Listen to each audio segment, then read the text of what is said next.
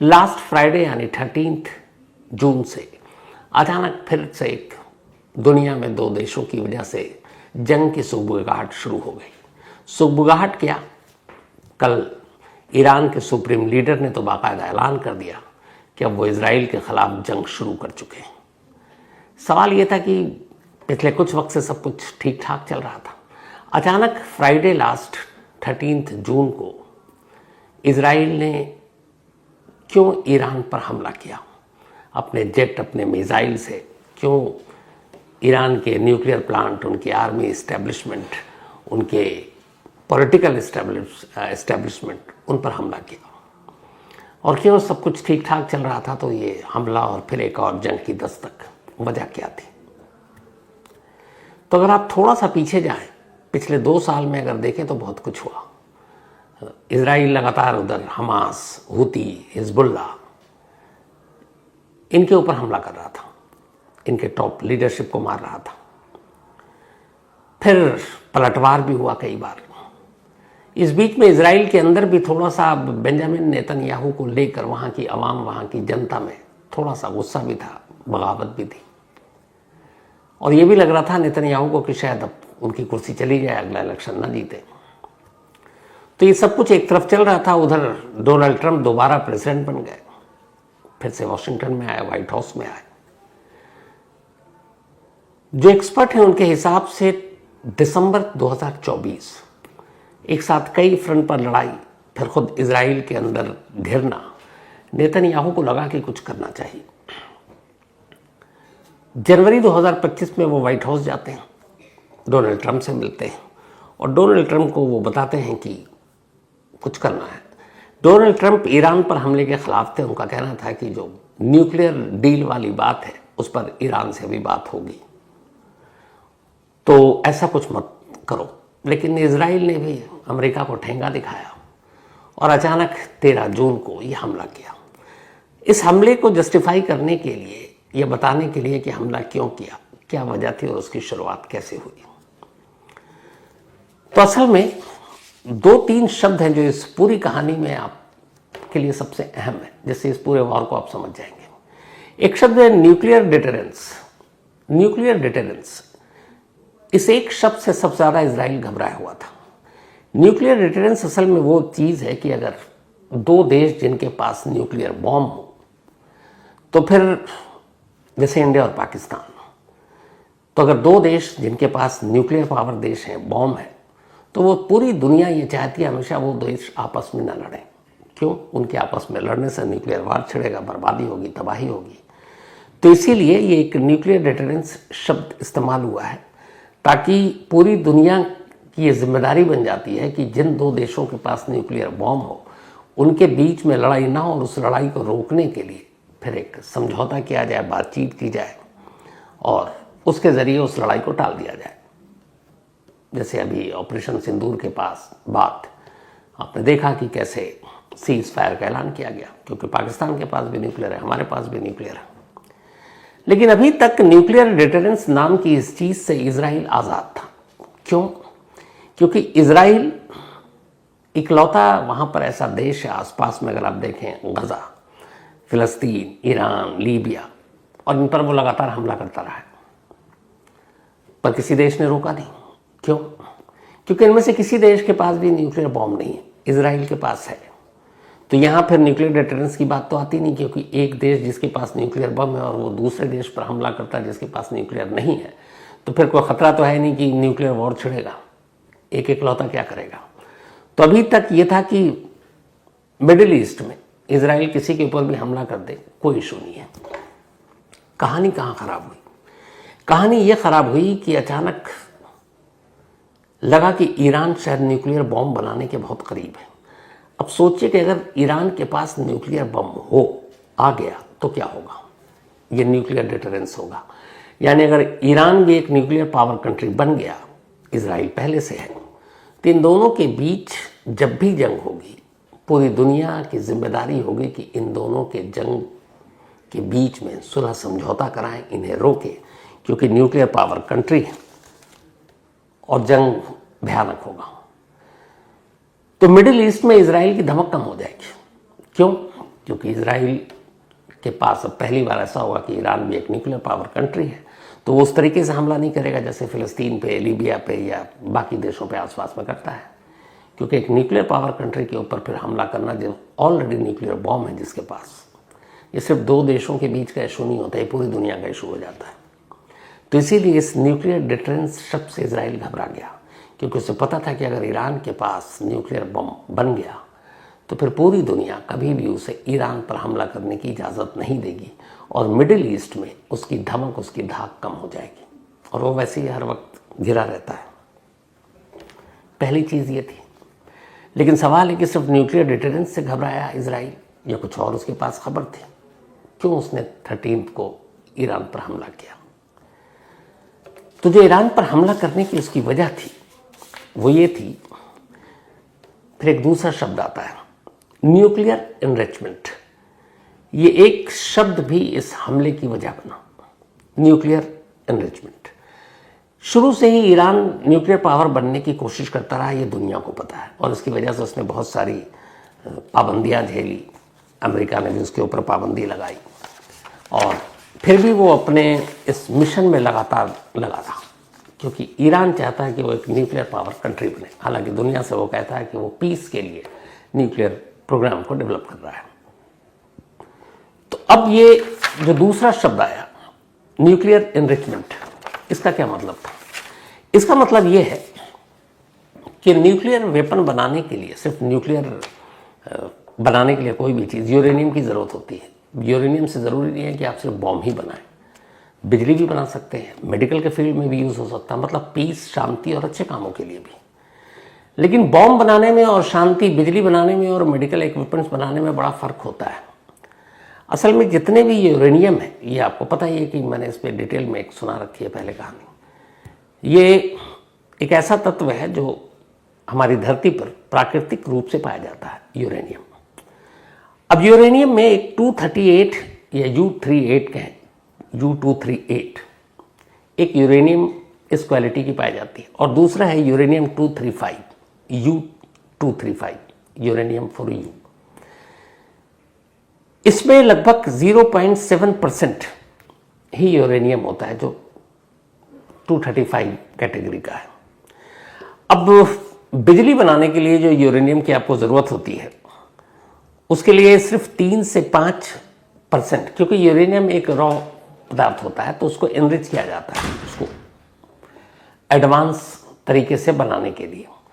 तो अगर आपने यूरेनियम एक प्राकृतिक रूप से धरती पर पाया जाने वाला पदार्थ आप ले आए, रॉ मटेरियल, आपको उससे बिजली बनानी है, तो आपको बिजली बनाने के लिए सिर्फ और सिर्फ 3 से 5% तक एनरिचमेंट करने की ज़रूरत है किसी यूरेनियम को। 3 से 5% अगर उसने आपका उसका शुद्धिकरण कर दिया, एनरिचमेंट कर दिया, तो आप उससे आराम से बिजली बना सकते हैं और लोगों को बिजली सप्लाई कर सकते हैं।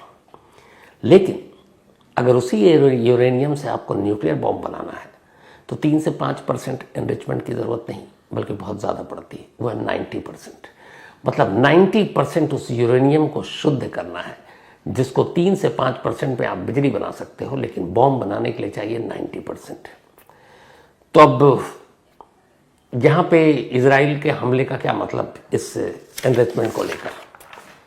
तो है, न्यूक्लियर एनरिचमेंट को लेकर इसलिए हुआ क्योंकि अचानक ये पता चला कि ईरान लगभग 80% कामयाब हो गया है यूरेनियम को शुद्ध करने में, यानी यूरेनियम एनरिचमेंट में 80%। यानी बॉम्ब बनाने के लिए सिर्फ 10% और उसको शुद्ध करना यूरेनियम को।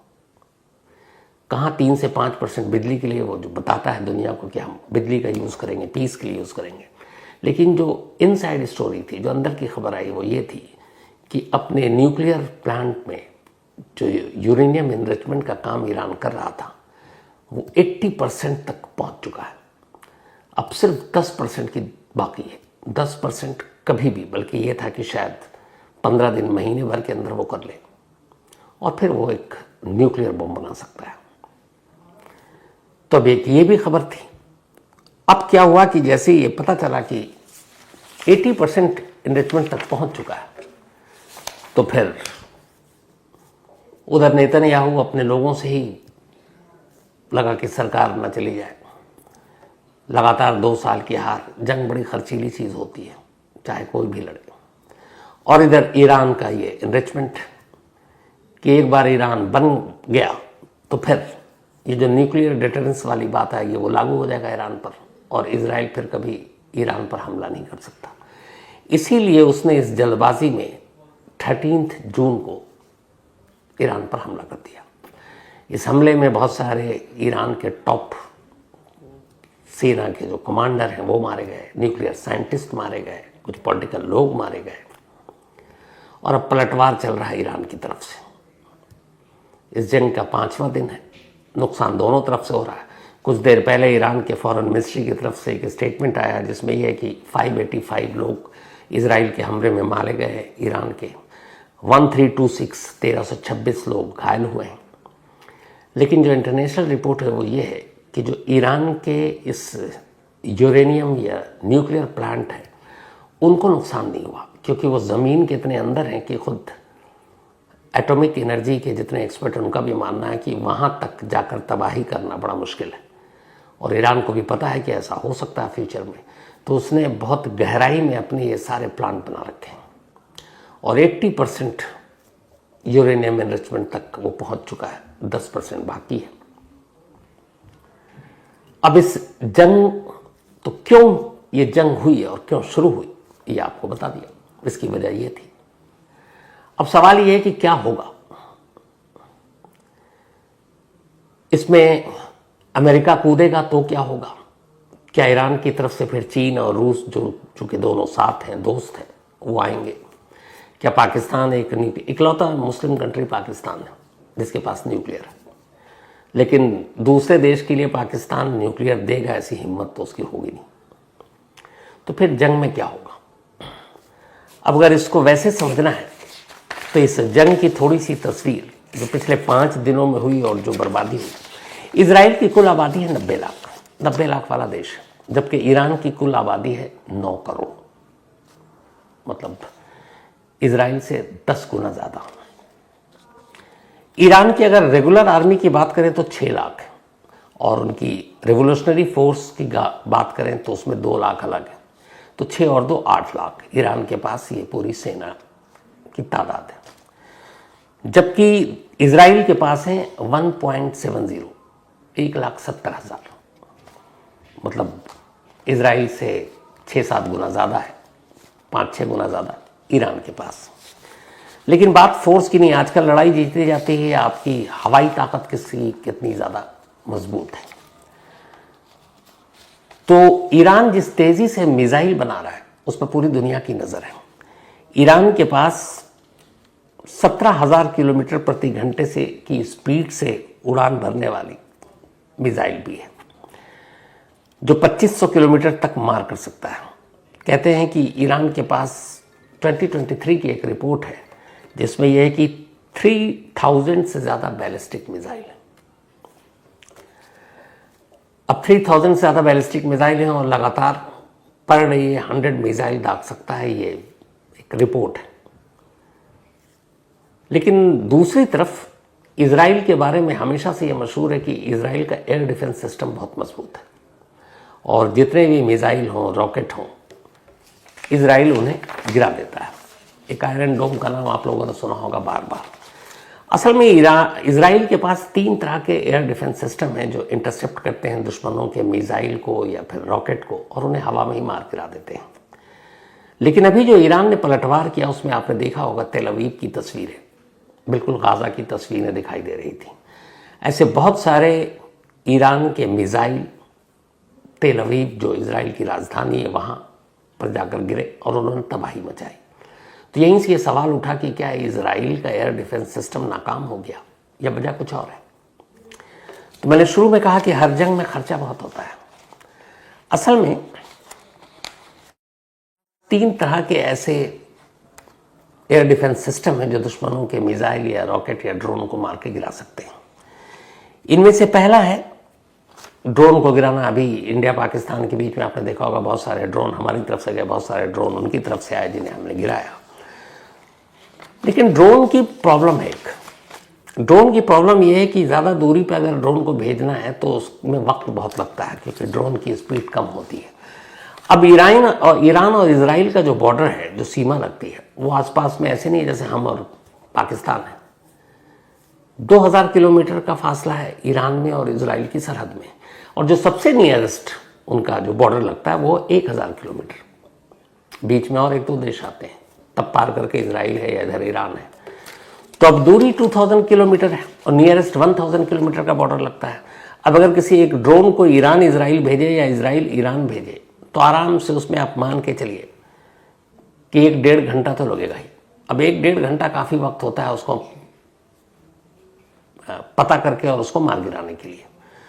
तो ड्रोन का ये जो टाइमिंग है, स्लो रफ्तार, इसकी वजह से दूर वाले देशों में या बहुत दूर ड्रोन से अटैक करना सक्सेसफुल नहीं होता। तो ड्रोन को हटा दीजिए। अब एयर डिफेंस सिस्टम अच्छा होना चाहिए ताकि दुश्मन के मिसाइल को आप इंटरसेप्ट कर सकें। अब इजराइल के पास 3 तरह के एयर डिफेंस सिस्टम है। पहला आयरन डोम, आपने हमेशा नाम सुना होगा, हवा में ही मार गिराता है दुश्मन के रॉकेट को या फिर मिसाइल को। पर आयरन डोम के साथ एक दिक्कत है। आयरन डोम किसी भी दुश्मन के आयरन डोम जो है वो मिसाइल को मैक्सिमम 10 किलोमीटर ऊंचाई पर जाकर मार सकता है, ज़मीन से हवा में आसमान में 10 किलोमीटर, और जो दूरी है 70 किलोमीटर। यानी अगर कहीं 70 किलोमीटर से कोई मिसाइल छोड़ा गया और उसकी हाइट है 10 किलोमीटर, तो आयरन डोम जी है वो भी अपना मिसाइल से उसको निशाना बनाकर हवा में मार सकता है। लेकिन बंदिश ये है कि मैक्सिमम 10 किलोमीटर हाइट होनी चाहिए और दूरी मैक्सिमम 70 किलोमीटर होनी चाहिए, मतलब 70 किलोमीटर के दायरे में। अब अगर मान लीजिए 15 किलोमीटर की ऊंचाई पर है और 100 किलोमीटर की दूरी पर है, तो आयरन डोम काम नहीं करेगा, फेल है। फिर क्या है उनके पास, इजराइल के पास फिर भी दूसरा सिस्टम है। दूसरा सिस्टम है डेविड स्लिंग। ये एक आयरन डोम से कहीं ज़्यादा बेहतर है। डेविड स्लिंग की खासियत यह है कि हवा में ऊंचाई पर 15 किलोमीटर की ऊंचाई तक दुश्मन के किसी भी मिसाइल रॉकेट को मार सकता है, और दूरी इसकी जो है 300 किलोमीटर है। यानी अगर 300 किलोमीटर की दूरी से कोई मिसाइल दागता है इजराइल पर, तो ये 15 किलोमीटर ऊंचाई पर जाकर 300 किलोमीटर दूर जाकर उस मिसाइल को वहीं मार सकता है। ये डेविड स्लिंग की खासियत है। अब मान लीजिए इससे भी ज़्यादा दूर से निशाना बनाया गया, जैसे ईरान तो 2000 किलोमीटर दूर बैठा हुआ है, तो इनके पास एक तीसरा है जो सबसे बेस्ट है एयर डिफेंस सिस्टम इजराइल के पास, वो है एरो सिस्टम। एरो सिस्टम की खासियत यह है कि ऊंचाई 100 किलोमीटर।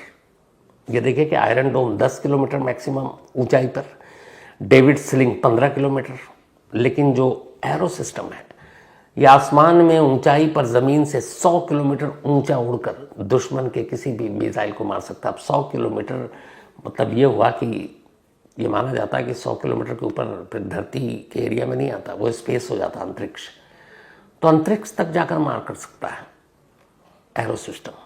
और दूरी 2400 किलोमीटर। यानी अगर 2400 किलोमीटर दूर से कोई देश इजराइल को निशाना बनाता है किसी मिसाइल से और उसकी हाइट होती है 100 किलोमीटर ऊपर, तो ये एरो सिस्टम उसको मार गिराएगा हवा में। ये इसकी खासियत है। तो सवाल ये है कि जब आयरन डोम था इजराइल के पास, डेविड स्लिंग, इसके अलावा एरो सिस्टम, तो फिर ईरान की इतने सारे मिसाइल तेल अवीव पर जाकर क्यों गिरे, जिसकी तस्वीरें हर जगह देखने को मिल रही। तो मैंने फिर शुरू में आपसे कहा था, पैसा, जंग बहुत खर्चीला होता है। आयरन डोम हो, डेविड स्लिंग हो या एरो सिस्टम हो, ये सभी एक ही तरह से काम करते हैं। दुश्मन के किसी भी मिसाइल को मारने के लिए इनसे भी मिसाइल छोड़ा जाता और ये मिसाइल जाकर उसको हिट करते हैं और तबाह कर देते हैं। अब मिसाइल फ्री में तो आता नहीं, इनके रेंज और इनकी काबिलियत के हिसाब से इसके हर एक मिसाइल की एक कीमत है। आयरन डोम से अगर एक मिसाइल छोड़ा जाता है मारने के लिए दुश्मन के मिसाइल को, तो उसकी कीमत, जो खर्चा आता है एक मिसाइल का आयरन डोम के, $50,000, $50,000। मतलब आज की करेंसी के हिसाब से अगर जाएं तो लगभग मानकर चलिए कि 43-44 लाख रुपए एक मिसाइल, $50,000। ये आयरन डोम है जिसकी 10 किलोमीटर हाइट और 70 किलोमीटर की दूरी है। वो अगर एक मिसाइल छोड़ता है तो $50,000 का खर्चा आता है। डेविड सिलिंग पर आइए। डेविड सिलिंग अगर एक मिसाइल को छोड़ता है जिसकी मैक्सिमम 15 किलोमीटर ऊंचाई और 300 किलोमीटर की दूरी है, तो इसके ऊपर एक मिसाइल का खर्चा है $1 मिलियन, यानी $10 लाख एक मिसाइल का खर्चा है। अब $10 लाख आप सीधे सीधे देख लीजिए, 1 मिलियन का मतलब हो गया 85-86 के डॉलर के हिसाब से आप जोड़िए, $1 मिलियन, $10 लाख एक डेविड सिलिंग के मिसाइल का खर्चा है ये। अब अगर दुश्मन के बहुत सारे मिसाइल आए तो एक से ज़्यादा छोड़ना पड़ेगा, तो आप जोड़िए कितने $1 मिलियन छोड़ने पड़ेंगे। तीसरा आता है एरो सिस्टम, जो सबसे ऊंचाई तक 100 किलोमीटर ऊपर यानी कि स्पेस तक जाके मार सकता है और 2400 किलोमीटर दूर दुश्मन के किसी भी मिसाइल को गिरा सकता है। ये भी सस्ता नहीं है। इस एक एरो सिस्टम के मिसाइल पर कहते हैं कि लगभग $2 मिलियन से ज़्यादा का खर्च आता है डॉलर। अब आप अंदाज़ा लगाइए कि आयरन डोम पे $50,000 एक मिसाइल के, $1 मिलियन जो डेविड सिलिंग है इसके, और एरो सिस्टम पर $2 मिलियन एक। अब अगर ऐसे दुश्मन के मिसाइल 100 अगर गिरते हैं और इधर से इजराइल 50 भी छोड़ता है उनको मारने के लिए, तो पर डे का खर्चा कितना है। जब 2024 में ईरान ने इजराइल के कुछ जगहों पर मिसाइल से हमला किया था, तब कहते हैं कि उस वक्त एक दिन का खर्चा जो इजराइल के ऊपर आया था वो था $200 मिलियन। तो अगर 1-2 महीने तक ये मिसाइल खेला गया तो खर्चे का अंदाज़ा लगा लीजिए, और फिर बाकी मिसाइल कहाँ से आएगा। हालांकि अमेरिका बैठा हुआ है उधर और अमेरिका लगातार मदद करता है, देगा। तो ये तो हो गए इस मिसाइल की बातें। अब जो सबसे बड़ी है इस खबर में जो चीज़ आ रही है वो ये है कि एक डोनाल्ड ट्रंप साहब ने मीडिया से बात की अपने एयरफोर्स 1 में, और उस मीडिया से बातचीत के दौरान उन्होंने कहा कि हमें पता है कि ईरान के supreme leader Ayatollah Ruhollah Khomeini, बल्कि खामनेई माफ़ कीजिएगा, ये कहाँ छुपे हुए, लेकिन हम अभी उन्हें मारना नहीं चाहते, वो हमारे लिए इजी टारगेट है। जबकि दूसरी तरफ जो इजराइल के प्राइम मिनिस्टर हैं बेंजामिन नेतन्याहू, उनका कहना है कि जब तक खामेनी को मारेंगे नहीं, कत्ल नहीं करेंगे, तब तक ये जंग नहीं रुकेगी, और एक बार मार दिया तो फिर जंग खत्म हो जाएगा, सब कुछ ठीक हो जाएगा। अब सवाल ये है कि डोनाल्ड ट्रंप क्यों कह रहे हैं कि हमें अड्डा पता है खामेनी कहाँ छुपे हैं, और नेतन्याहू ये कह रहे हैं कि जब तक खामेनी का कत्ल नहीं हो जाता ये जंग खत्म नहीं होगा, और एक बार मार दिए गए तो जंग सब कुछ ठीक हो जाएगा। ऐसा क्यों है?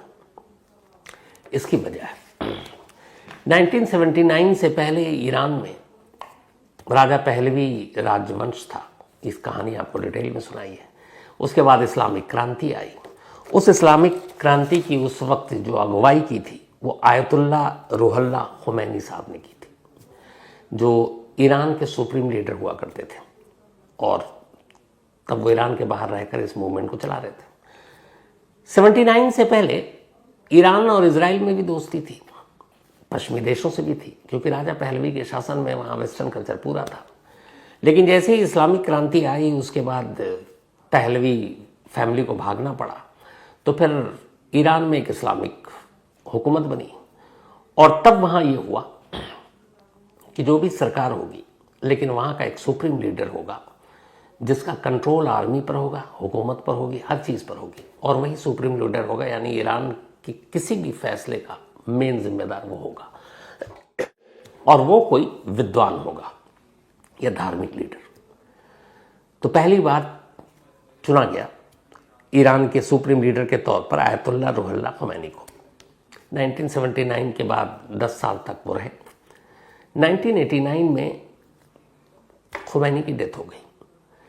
इसके बाद अब उनके सबसे भरोसेमंद जो सिपाही थे उनके साथ उस वक्त, और जो इस क्रांति के दौरान लड़ाई लड़ी थी, वो थे आयतुल्लाह खामेनी, खोमेनी के सबसे करीबी सिपहसालार।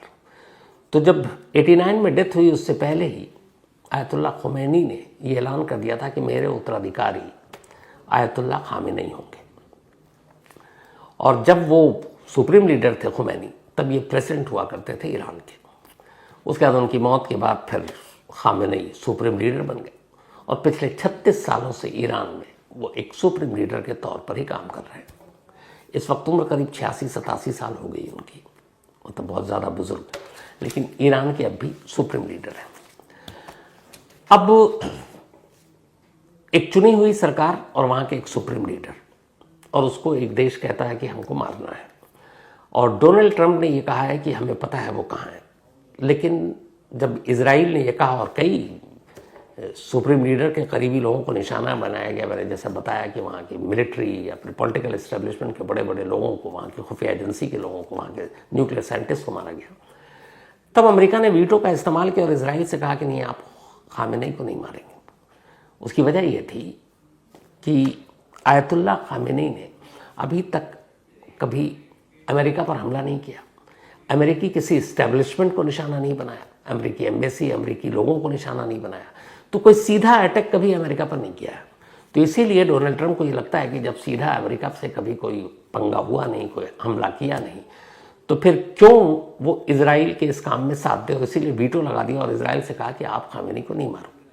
लेकिन खुद डोनाल्ड ट्रंप ये भी कह रहे हैं कि हमें पता है कि खामेनी कहाँ छुपे हैं, हमारे लिए इजी टारगेट है। अब खामेनी क्यों?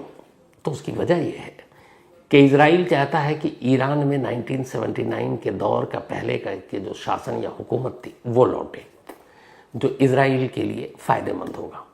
और अब भी इत्तेफाक से जो राजा पहलवी राजवंशी चला आ रहा था वहाँ पे ईरान में, उसके जो प्रिंस हैं और बाकी उस ख़ानदान के लोग हैं, उनमें से बहुत सारे विदेश में रह रहे हैं, और इस पहलवी विरासत के बहुत सारे सपोर्टर ईरान के अंदर मौजूद हैं। ये जो अभी 13 जून को हमला हुआ था, जो इजराइल ने ईरान पर किया, तेहरान पर किया, उसमें यह था कि बहुत सारे जो हाई प्रोफाइल टारगेट्स को चुना गया इजराइल की तरफ से, वो ऑपरेशन मोसाद ने अंजाम दिया था। और ये टारगेट को तेहरान के अंदर रहकर अंजाम दिया गया, ये नहीं कि बाहर से सिर्फ हवाई हमले में हुआ, बल्कि ज़मीन पर भी। तो क्या मोसाद के लोग तेहरान के अंदर मौजूद हैं? तो उस पर भी एक रिपोर्ट आई, और वो रिपोर्ट ये है कि असल में ईरान और तेहरान के अंदर राजा पहलवी वंशज के बहुत सारे शुभचिंतक अब भी रह रहे हैं, और वो मोसाद के लिए टूल्स के तौर पर काम कर रहे हैं। मोसाद ने उन्हें अपने साथ मिलाया हुआ है, और वो लोग लगातार ईरान के अंदर गड़बड़ करने की कोशिश कर रहे हैं ताकि सत्ता परिवर्तन हो, खामेनी सुप्रीम लीडर ना हो और वहाँ नई सरकार आए, वो सरकार जो इजराइल और अमेरिका के लिए फ़ायदेमंद हो, वो सरकार जो न्यूक्लियर बॉम्ब बनाने की जो कोशिश है उससे दूर रहे, और जो दुनिया उसके ऊपर कहे कि तुम्हें यही करना है वैसे ही करो। एक और मजाक भी देखिए इस दुनिया की पॉलिटिक्स और पश्चिमी देशों की भी राजनीति का, कि सबसे ज़्यादा न्यूक्लियर बॉम्ब लेकर बैठा हुआ है अमेरिका, और सबसे ज़्यादा वो वही भाषण देता है न्यूक्लियर बॉम्ब और उसकी बर्बादी के बारे में, सबसे ज़्यादा। तो वर्ल्ड पॉलिटिक्स है, गुंडागर्दी, दादागिरी देख ही रहे हैं आप। और जब से सेकंड टाइम में ट्रंप आए हैं, पता नहीं क्या क्या हो रहा है इस दुनिया में। तो खैर, उसी राजा पहलवी के वंशजों के ज़रिए और उनके समर्थकों के ज़रिए कोशिश ये है कि ईरान के अंदर खामेनी और उनके सपोर्टर, उनको किनारे लगाया जाए और वहाँ तख्ता पलट हो और नई सरकार आए। अब यहाँ पे एक चीज़ और भी है, जो मैंने जैसे बताया कि आपको लगभग 86-87 साल की उम्र हो चुकी है आयतुल्ला खामेनी की। तो क्या वहाँ तख्ता पलट संभव है? तो आयतुल्ला खामेनी वो शख्स हैं जिनका सिर्फ ईरान के अंदर नहीं बल्कि पूरी दुनिया में जहाँ जहाँ शियाओं की मेजॉरिटी है, वो सब उनको सबसे बड़ा मतलब उनके लिए एक रिलीजियस गुरु है, और उनकी फ़ैन फॉलोइंग बहुत है, और ईरान में मानने वाले भी बहुत हैं। तो यहाँ उल्टा है कि अगर खामेनी पर हमला होता है तो फिर बात कहीं बढ़ न जाए। दूसरी तरफ ये भी है कि बहुत सारे मुस्लिम देश जब इजराइल ने हमला किया तो खुलकर सामने नहीं आए, बल्कि कुछ लोग तो इजराइल की ही सपोर्ट कर रहे हैं, ये भी मीडिया में खबरें आ रही। तो इसकी वजह क्या है? इसकी वजह ये है कि अगर आप मिडिल ईस्ट की ही बात करें तो ज़्यादातर जो देश है उन देशों पर अमेरिका का कंट्रोल है, इंक्लूडिंग सऊदी अरबिया। तो वहाँ की जो हुकूमत है वो अमेरिकन पॉलिसी से अलग जा नहीं सकती, तो वो इजराइल के खिलाफ खुलकर बोल नहीं सकते। लेकिन वहाँ की जो जनता है, जो लोग हैं, अवाम है, वो खुलकर ईरान के साथ है। तो यहाँ टकराव अपनी ही सरकार और जनता के बीच में। अब उन सरकार की प्रॉब्लम ये है कि जहाँ राजशाही, उनकी भी प्रॉब्लम ये है, जैसे सऊदी अरब, कि अमेरिका के चक्कर में कब तक मुंह बंद रखेंगे और कहीं लीबिया और बाकी जैसे जो देश में हाल हुआ तख्ता पलट का वो भी ना हो जाए। तो एक ये भी चल रहा है। अब ये भी है कि खामैनी अगर ना हो तो उसके बाद क्या।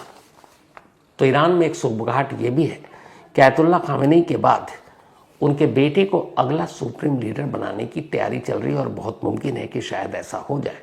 और उनके बेटे का नाम है मुस्तफा खामेनी। तो मुस्तफा खामेनी शायद खामेनी के बाद अगले वहाँ के जो है सुप्रीम लीडर होंगे। ईरान में खासतौर पर तेहरान की मस्जिद में एक लाल झंडा फहराने का मतलब होता है कि जंग का ऐलान।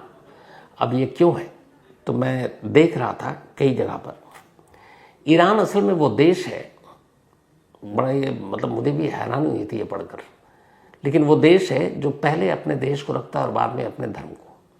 अगर उसे लगता है कि ईरान पर किसी ने हमला किया तो वो अपनी सरकार, चाहे वो सुप्रीम लीडर हो, सीधे सीधे यही कहता है, बदला।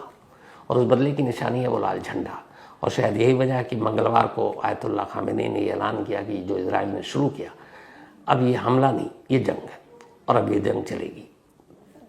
तो अगर बाकी के देश नहीं आते हैं, बीच बचाव नहीं होता है, तो शायद ये जंग बढ़ती जाएगी। और ईरान के लोग बदले बदले की बात भी कर रहे हैं। तो अब आगे क्या होता है पता नहीं, लेकिन जो भी होता है, ये जंग, ये लड़ाई हमेशा ये इसका अंजाम बहुत बुरा होता है, क्योंकि मरते बेचारे आम लोग हैं और हुकूमत अपनी अपनी रोटियां सेकती है। चाहे उधर बेंजामिन नेतन्याहू को ले, जिनकी अपनी शायद कुर्सी खतरे में है, तो पूरे लोगों का ध्यान उन्होंने ईरान की तरफ डाल दिया। चाहे आप ईरान में ले लें कि वहाँ के लोग तेहरान से निकलने की कोशिश कर रहे हैं, क्योंकि एक तरफ ऐलान किया गया, डोनाल्ड ट्रंप ने ही किया है कि तेहरान खाली कर दो, उधर ईरान ने कहा है कि तेल अवीव खाली कर दो। तो यही सब गीदड़ भपियाँ धमकियाँ सब चल रही है, लेकिन क्या अंजाम होगा पता नहीं। फिलहाल आज की कहानी में इतना ही।